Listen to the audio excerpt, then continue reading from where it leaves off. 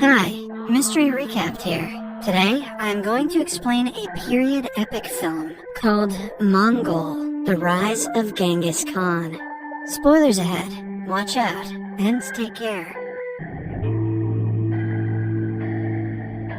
The premise of the movie is set in the year 1172. The current northwestern Chinese provinces used to be called the Tangut Kingdom, ruled by the dynasty of the same name. There lived several Mongolian tribes, led by their respective leaders, called the Khans. The rivalry between the tribes and the hunger for power within them caused several arguments, battles, and deaths. There are no rules in the world of Mongols, and it is in desperate need of a supreme Khan to lead and unite the people. Yesugai is the Khan of a small tribe in the west. At the beginning of the film, he is traveling with his men and 9-year-old son, Temujin, to look for a wife for the kid. At night, they stop at a friend's tribe to take a rest. Temujin is busy tending to his horse when a girl named Bort approaches him and asks him his name. Temujin introduces himself and tells her the purpose of the trip. On finding out he is looking for a bride, Bort confidently claims that he should marry her. Temujin's father wants to bring home a bride from a stronger tribe for politics, but upon his son's repeated request, Yesugai allows him to choose someone from the friend's tribe instead.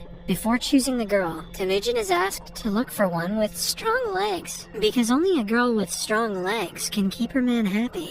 Temujin does as told, and chooses Bort. Their marriage is officiated, but they can only be together after 5 years. Before leaving, Temujin promises to return soon, and gives Bort a necklace as a gift to remember him. On the way back to their village, Yesugai and the men take a rest near an inn. They are cautious because a few yards away sits the leader of a rival tribe with his men. Suddenly, the rival Khan sends his men with a bowl of milk as a sign of peace. To return the gesture, Yesugai also sends back a bowl of juice. Yesugai's right-hand man suggests that he let the servant drink the milk first, since they cannot trust their enemies. But Yesugai doesn't want to lose the opportunity to make peace because of suspicion. He drinks the bowl clean, and so does the other Khan. A while later, they continue the journey, but a few minutes in, Yesugai's chest starts to hurt. He falls off the horse and dies. It is clear that the opponents took advantage of his kindness and poisoned him. Poor Temujin goes to his father, but his followers could not care less. It is a tradition for the people to only follow a strong leader. Now that their leader is dead, their main concern is to find a new Khan, not to avenge the old one. In the following scene, Temujin and his mother attend Yesugai's funeral. Yesugai owned a lot of cattle and houses, which are taken over by his right-hand man, Targutai. Temujin's mother curses him and claims that her son will kill him one day. Targutai realizes it is true and makes it his mission to kill Temujin. However, they measure his height, which doesn't reach the upper part of the wheel of a cart. According to the traditions, Mongols do not kill a child, which is why Temujin's life is saved. But Targutai promises to return next winter, when Temujin's height will have increased. When winter comes around, Temujin has no place to hide. He remembers his father telling him about God Tengri, who will help him in his time of need. Hence, he goes to the sacred mountain to visit the holy place, but on the way, he accidentally falls into a frozen lake and almost dies. He is rescued by a boy his age named Jamuka. He and his younger brother bring Temujin to their home and give him food. Temujin is grateful to the brothers for saving his life. He offers to be Jamuka's brother by blood. They mix their blood in a bowl of milk and drink it to prove their allegiance to each other. MGK and Megan Fox aren't crazy after all. The following morning, they are confronted by Targutai and his people, who are still looking for Temujin to kill him. They abduct him and take him back to the tribe. But fortunately for Temujin, his height hasn't grown much since the last time, so he has to be held captive until he grows. A kind old man feeds him every day and helps him with his injuries. A few days later, they measure his height again, but it still hasn't gone up. Suddenly, it starts to rain, and everyone goes inside their houses. The old man takes this opportunity to free Temujin. The kid runs for as long as he can, with the wooden plane still stuck around his neck. He goes to the mountains and prays to God Tengri for help. Temujin then sees a white wolf beside the monument of God, and seconds later, the wooden plane is miraculously broken. The scene changes to 1186. Temujin has grown up into an adult, but is still on the run from Targutai and his people. After a years-long search, they are able to capture him and lock him in a similar wooden plane. This time, he has grown enough to match the height reference, so the chances of his survival are low. Targatai wants to see him beg for his life, but Temujin, being the proud man he is, refuses to do so. As a result, Targatai decides to torture him slowly, instead of killing him in an instant. The old man who helped Temujin years ago feeds him even now. He begs Temujin to spare his life when he returns to avenge the treatment he is getting. When it gets dark, Targatai comes to Temujin alone and mocks him. Since everyone is busy, Temujin takes the opportunity to attack the opponent and kills him by hitting him with the wooden plane repeatedly. After that, he flees from the village and is safe yet again. Temujin is ready to take his tribe back and become the Khan, but first, he has to bring his bride home. He goes to his in-laws' tribe for the first time since he was 9. Bort has grown up to become a strong and beautiful woman. But are those legs thick, though? She reveals that she has been waiting for him since she saw him the last time. Temujin receives a coat as a dowry and brings Bort with him. The two go to his mother and sister after several years. They are welcomed wholeheartedly by the family. For the next month, they live the life of their dreams. Temujin and Bort fall deeper in love as spouses. But trouble arises when one day they are attacked by the Merkit tribe.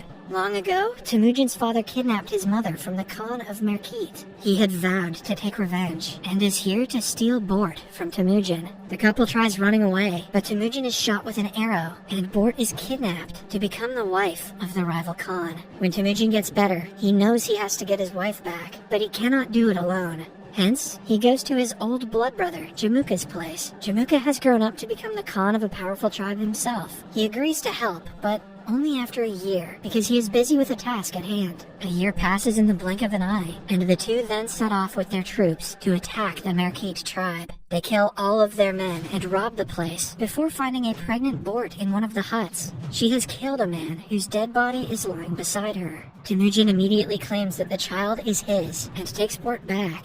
At night, the troops celebrate the win. By now, Temujin has been able to gather a bunch of followers. They ask him to distribute the robbed cattle, and unlike most Khans, Temujin keeps only 10% for himself and gives the rest to his troops. He even offers more goods to the family of the men who died in battle.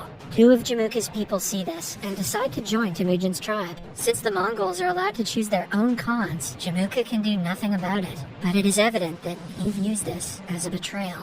In the following scene, Temujin's soldiers see a man trying to steal their horses. They chase him down and kill him by accident. It turns out that the thief was none other than Jamuka's younger brother.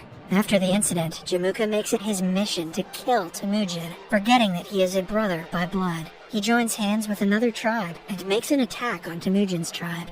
Temujin knows that his people cannot win the battle because they are heavily outnumbered. Still, he sends the women and children away and makes the men fight with all their might. Even after killing several opponents, Temujin is caught in the end. Jamuka still calls him brother and urges him to beg for mercy. He doesn't want to kill someone who still has strength and pride left in himself. So instead, he makes him a slave and sells him to the brokers. Temujin and the remainder of his men are made to walk several miles across the desert to reach the city that is ruled by the Tangut dynasty. After that, they are kept in the open for people to check and buy as they please. A higher official from the dynasty comes to the market one day and shows interest in buying Temujin. His advisor Monk, however, sees Temujin and can tell he is not the ideal person to be enslaved.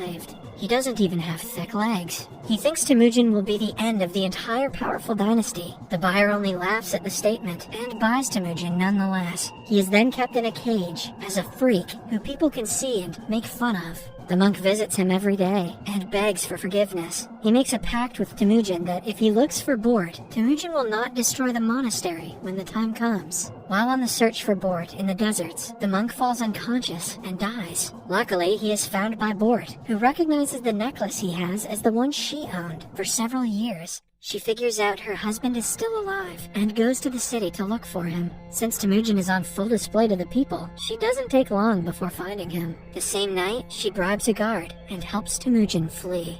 He is surprised to see that his son has grown a lot, and Bort now has a second daughter. She reluctantly had to be with another man to make ends meet and to feed her children. Temujin loves her even more for her sacrifices and tells the little girl that he is her father. The family of 4 returns to their home in the countryside and lives there happily for a month. The kids love their father and play with him all the time.